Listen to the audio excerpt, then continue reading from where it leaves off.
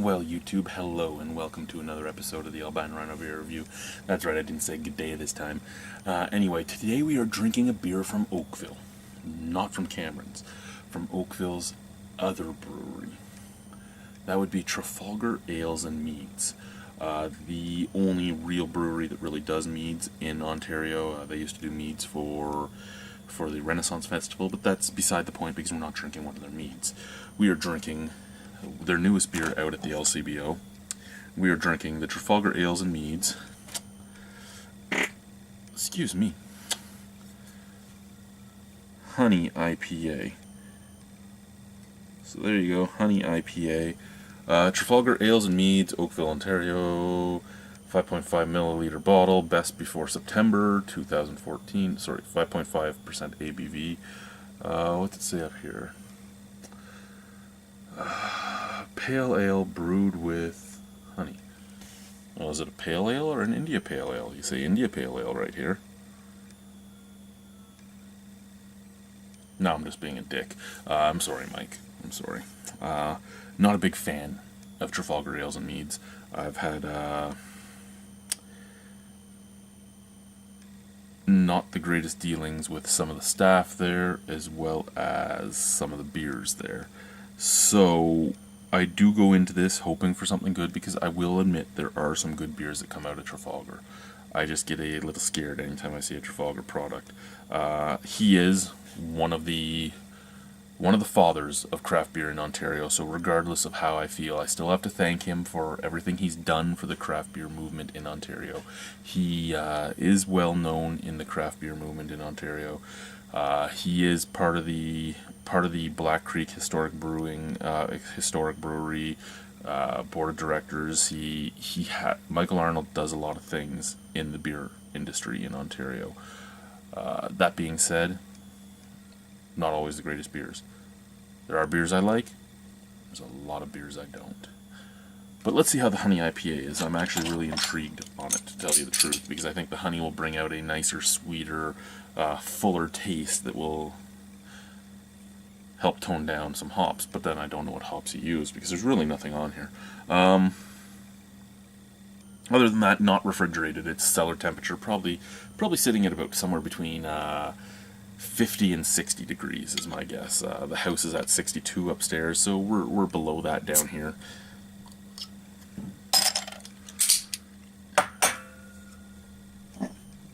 Pour it into the Ham's goblet. That's water droplets on it that you see right now.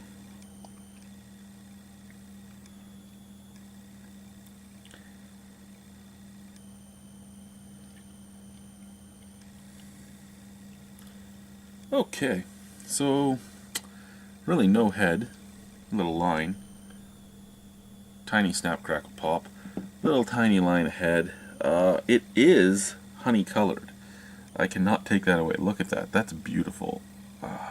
It does look like honey. It is a beautiful amberish red color. Can't say it doesn't have a nice visual appeal. I cannot say that about it, other than the fact that there was no head. But again, that is a personal thing. I just spilled some of my beer. I filled it too much because I was hoping some head would form, and it didn't. Luckily, I have a shirt on the floor right here.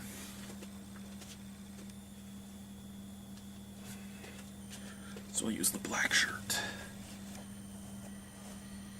You know what? Now this is listed on Untappd as an American IPA, and as we all know, Untappd can be much like Rate Beer and Beer Advocate, where it's and Wikipedia and IMDb and everything else. It's a lot of user content added. So no picture of it on there, nothing like that. So it wasn't put up by the brewery. And that being said, it doesn't smell like an American IPA. It smells like an English IPA, in all honesty. You're getting out of the bottle, you're getting like a dirty hop background. You're getting a interesting sweetness at the forefront, and you're getting a biscuity scent on it. Out of the glass, And you're getting a lot of roasted malt and a little bit of dirty hops again. Let's try this. I'm actually kind of intrigued now. Cheers, boys and squirrels.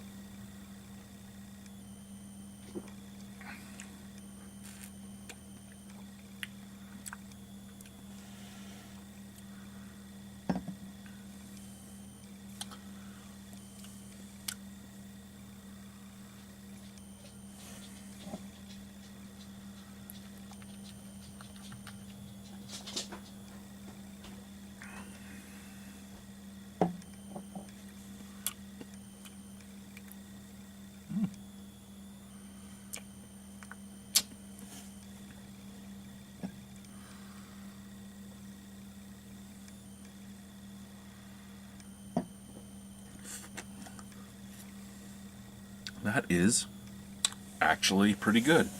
Actually pretty good. Faults? None. In all honesty, though, Mr. Arnold and his team do not usually have faults in their beer. It's usually just not something I like. Faults? None. Offensive? No. Amazing? No. A beer that I could drink and buy? Yeah. A beer I could recommend? Sure. Do I know people that I could recommend this to? Not really. I mean, the taste profile is kind of interesting. You get a fuller body than you would normally get with most IPAs. So we're looking at medium full instead of just medium or light medium.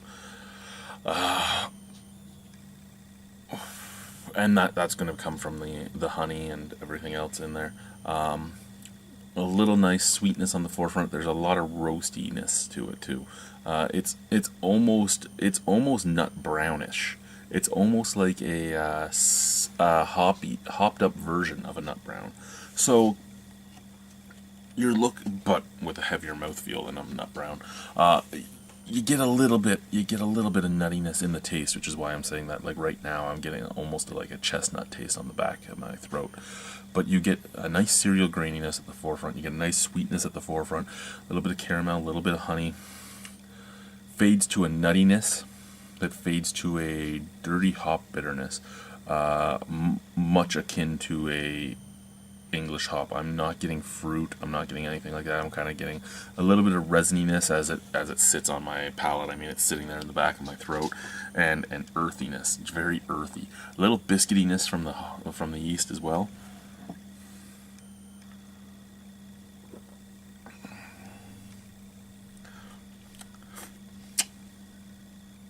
Yeah, to me, this is a mixture of like a English IPA and a nut brown. I don't know how he did that, but that's what it's tasting like to me, a mix between the two.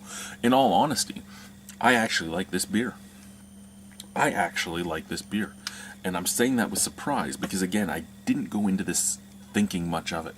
I thought, it's another Trafalgar product. It'll probably be somewhere between 4 and 6 out of 10 for me, which is where most of his beers sit. I mean, there are some that are over 7. There are some that are over 8. I mean, he does make some nice beers. It's just finding them in there. And there are some beers that could have been better, but had corners cut. Cognac barrel-aged porter, for instance, which was only 5% alcohol. I don't know how you got 5% alcohol when you aged it in a cognac barrel, unless you watered it down afterwards, but it had all the flavors that needed to be there. It was just so watery and thin that it was a joke, especially at $13 a bottle. But this is actually something I can get behind. This is something I can get behind and suggest to people. Again, now that I've drank it, I know that it's more an English-style IPA, so I know people I can tell that drink this to. But at the same time, it comes off as a nut brown. So if you're a big nut brown fan, but you like hops, could be something cool to try. If you're a big hop fan and you want to try a nut brown, could be, again, something interesting to try. I know it's not a nut brown ale, but it has those flavors. It has those reminiscent flavors, those caramels, the roastiness, the nuttiness, the biscuitiness. It has everything that you would expect from that, but it has more of a hop profile. A nice bitter hop profile at that, too. I mean, this is a nice beer.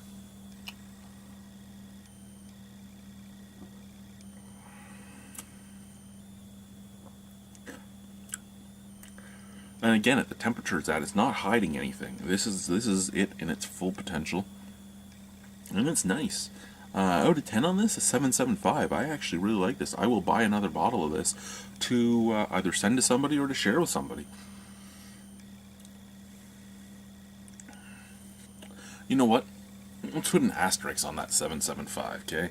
It's 5.5% alcohol by volume. It is a flavor that you cannot drink a bunch of in a night. It's one of those things that builds with each sip. Each subsequent sip, that resininess lasts a little longer on my palate. I'm not saying I'm taking points away yet. Here's what I'm going to do. I have what would be about, I don't know, the bottom 2/5 of a bottle. I'm going to chug this bottom 2/5 of the bottle. If I can chug it, it'll go up to an 8. If I can't chug it, it'll go down to a 7.5. That's what it comes down to. Only because if I can chug it, it means that I could at least force myself to drink 2 or 3 of them. Let's go. Let's see what happens, right? Cheers. I'm kind of scared. Cheers. Cheers.